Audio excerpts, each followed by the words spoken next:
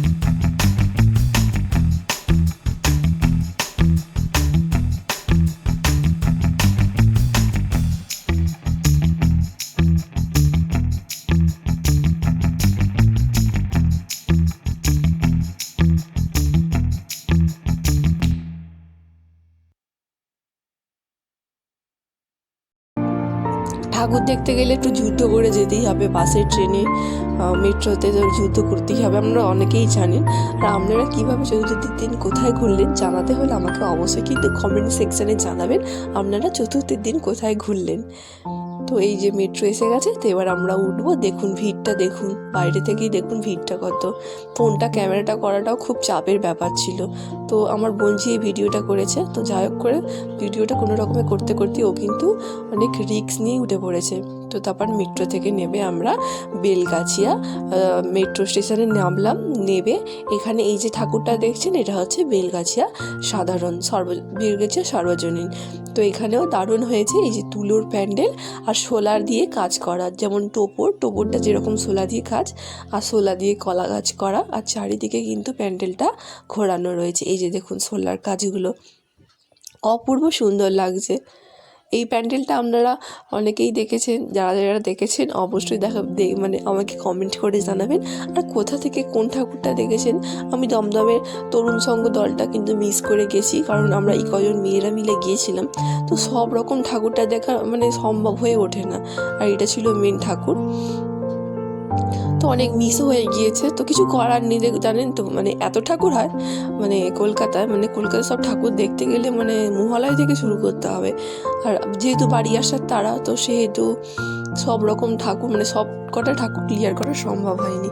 এবারে লাইন দিয়েছি টালা প্রত্যয়ে।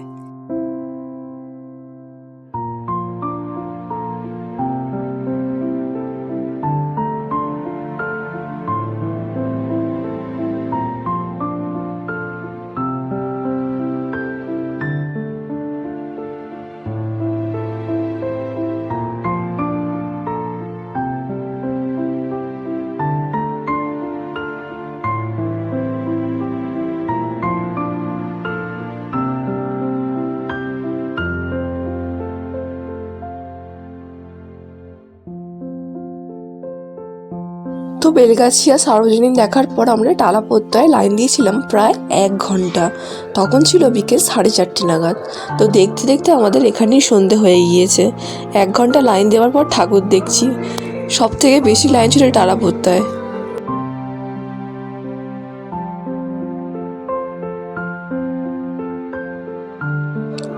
তো এবারে তালাপোতায় থিম ছিল সম্ভবত হিমালয় পর্বত। তো এই যে দেখুন, মানুষ যেরকম পাহাড়ে ওঠে তো সেরকমই করেছে, প্রচুর সিঁড়ি বেয়ে, মানে সিঁড়ি নয়, মানে কাঠ দেওয়া ছিল, মানে যেমন পাহাড়ে উঠলে যেরকম একটা অনুভূতি হয় ঠিক সেই রকমই একটা অনুভূতি হয়েছিল এই টালাপোতায়। এই যে সিঁড়ি চড়ে, মানে সবাই পাশ থেকে বলছিল যে এটা মাউন্ট এভারেস্ট করেছে, তো এটা আস্তে আস্তে হেঁটে দেখতে হবে। তো আমরা সেভাবেই এই তো মানে 1 ঘন্টা লাইন দেওয়ার পর দেখেছিলাম। সত্যি মানে টালাপোতায় সেদিন ভিড়টা ছিল মারাত্মক, মানে ভিড়, মানে একটা ঠাকুরে 1 ঘন্টা 1.5 ঘন্টা তো লাইন দিতেই হবে।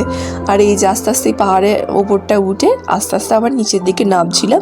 এবারে মেন যে ঠাকুর মন্দিরটা রয়েছে তার দিকে আমরা যাচ্ছি।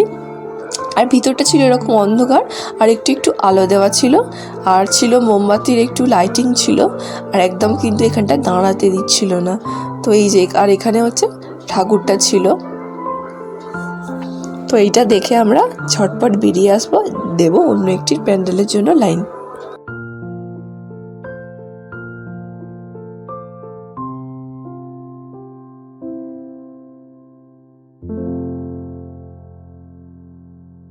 তো আমরা এবার দমদম পার্কের দিকে লাইন দিয়েছিলাম। তো এইটা সম্ভবত অনেক গঙ্গার তীরে গড়ে ওঠা অনেক বাড়ি, অনেক মানে ছোটো ছোটো কাগজ দিয়ে বাড়ি করা, মানে ধারে ধারে সাজানো, মানে পাহাড় টাইপের করা, পাহাড়ের গায়ে বাড়ি, ছোটো ছোটো কাগজের বাড়ি দিয়ে সাজানো।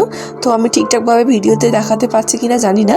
তো পাহাড়ের গায়ে এরকম বাড়ি দিয়ে সাজানো, মানে পাহাড়ে যেমন বাড়ি থাকে সেরকমই, মানে পাহাড়ের গায়ে বাড়ি দিয়ে মানে সাজানো। দার্জিলিংয়ে পাহাড়ের গায়ে যেমন বাড়ি সাজানো সেরকমই এগুলো ছোটো ছোটো কিন্তু বাড়ি। এই যে দেখুন, মানে ছোটো ছোটো বাড়ি, পাহাড়ের গায়ে গায়ে ছোটো ছোটো বাড়ি।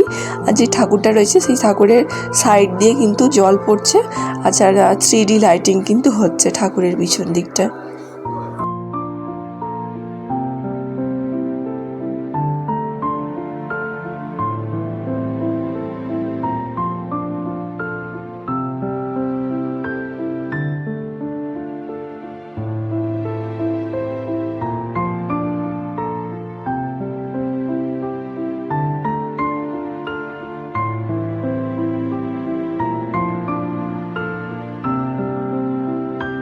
তারপরে আমরা বাইরে বেরিয়ে বিঙ্গো টেরেমেরে থেকে এই যে পাপড়ি চাট নিয়েছি। তো এটা 40 টাকা করে ছিল, আর কি একটা স্ক্যান করলে এটা 30 টাকা নেবে। তো তারপরেই আমরা লাইন দিয়ে দিয়েছি, সম্ভবত এটা ভারত চক্র। অনেক ঠাকুরই দেখেছি দমদমে, ঠিক মনে পড়ছে না, আর ভুলেও গেছি, কারণ মাঝখানে 4-5টা দিন হয়ে গিয়েছে। তো এগুলো সবই দমদমের দিকে, মানে সব ঠাকুরই দমদমের দিকে। তো এটা হয়তো ভারত চক্র হতে পারে। তো যারা যারা আপনারা মনে রেখেছেন তারা তারা আমাকে কমেন্ট করে জানাবেন এই সাদা চালের ওপর প্যান্ডেলটা কিসের প্যান্ডেল। তো কমেন্টে অবশ্যই জানাবেন। তবে এগুলো সব দমদমের দিকে ভারত চক্র, এটা সম্ভবত আমার ভারত চক্র, মানে সর্বজনীনের মনে হয় লাইন। তো ভিতরটা অসাধারণ সুন্দর, আর ওপরটা কিন্তু একটু পৃথিবী টাইপের করা রয়েছে। সত্যি মানে শিল্পীদের হাতের তুলনা হয় না, মানে শিল্পীরা এত সুন্দর করে ভেবে চিন্তে কাজ করে, মানে সত্যি মানে ভাবা যায় না এত সুন্দর যে কাজ করতে পারে বলে ভাবা যায় না।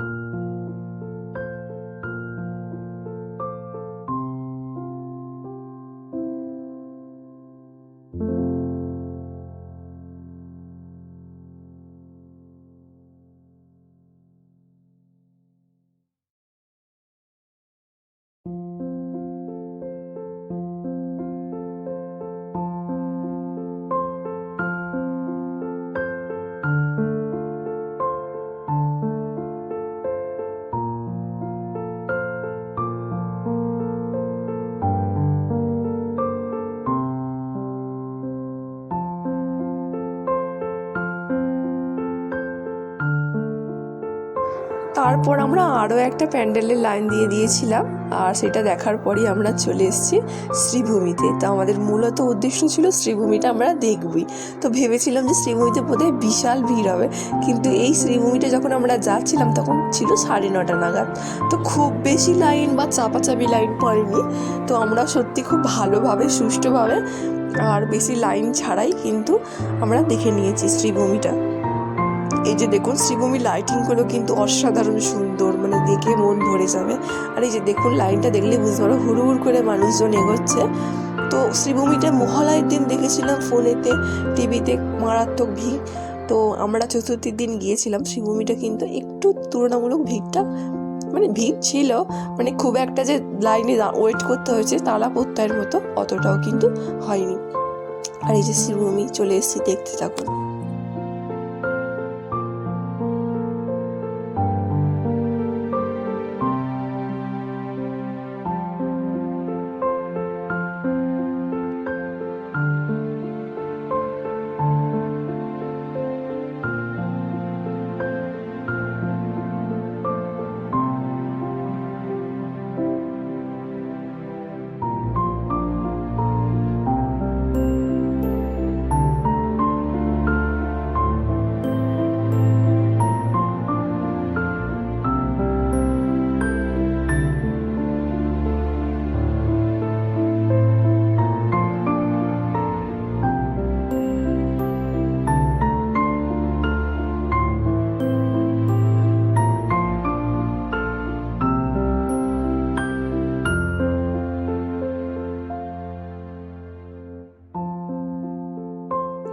শ্রীভূমিটা ঠাকুর দেখতে আমাদের 15 মিনিট লেগেছে। তো এতটা কম ভিড় হবে সত্যি আমরা মানে বুঝতেই পারিনি।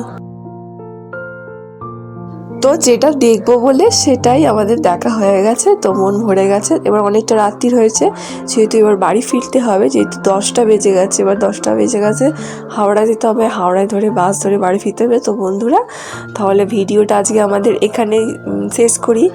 আর ধরেও নিয়েছি আমরা বাস, তো ওখান থেকে ডানকুনির বাস ধরে নিয়েছি। তো বন্ধুরা দেখা হবে পরের কোনো অন্য ভালো একটি ব্লগে। ততক্ষণ ভালো থাকবেন, সুস্থ থাকবেন, হাসি খুশি থাকবেন। আর পুজো কেমন কাটলো অবশ্যই আমাকে কমেন্ট সেকশানে জানাবেন। আর ভালো লাগলে অবশ্যই একটা লাইক করে, কমেন্ট করে, সাবস্ক্রাইব করে, শেয়ার করে দেবেন।